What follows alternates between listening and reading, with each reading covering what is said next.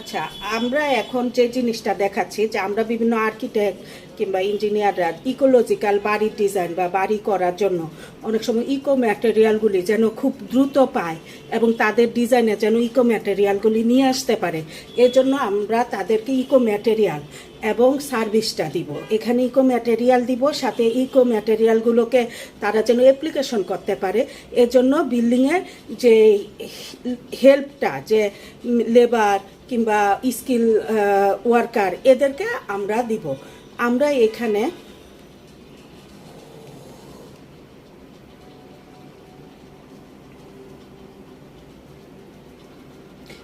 এখানে বিভিন্ন রকম ইকোলজিক্যাল ইউজগুলি আমরা বিভিন্ন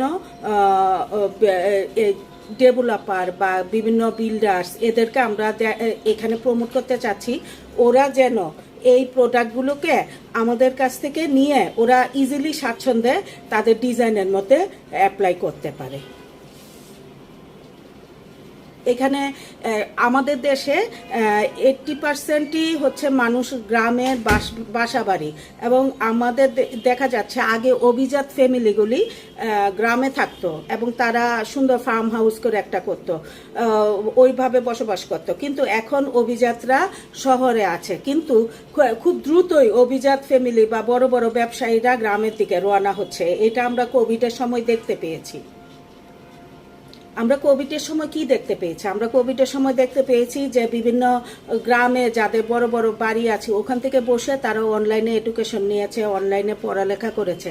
যেমন এখানে আমরা দেখাচ্ছি যে এখানে যে এই রুফগুলি, এই ম্যাটেরিয়ালগুলি, এগুলি আমরা ইজিলি দিতে পারছি। তো কোভিডের সময় আমরা কি দেখতে পেয়েছি? কোভিডের সময় গ্রামে বসবাস করে এরকম গ্রামগুলিকে দৃষ্টিনন্দন, গ্রামে বিভিন্ন ব্যবসাগুলি, দৃষ্টিনন্দন ব্যবসা ইত্যাদি আমরা প্রমোট করতে পারি। তো ও করতে হলে গ্রামকে খুব সুন্দর করে সাজাতে হবে, এবং শহরের ছাদে আমরা এরকম ছাদ বাগান করছি, তখন ইকোলজিক্যাল অ্যাপ্লিকেশন, মাটির বিল্ডিং, মাটিকে আমরা প্রমোট করতে পারছি, এটা গ্রিন ম্যাটেরিয়াল। আমরা বিভিন্ন সবসময় শাওয়ার, সুইমিং পুলে অভ্যস্ত হয়ে যাচ্ছি, আমরা এখানে পুকুরকে প্রমোট করতে চাচ্ছি।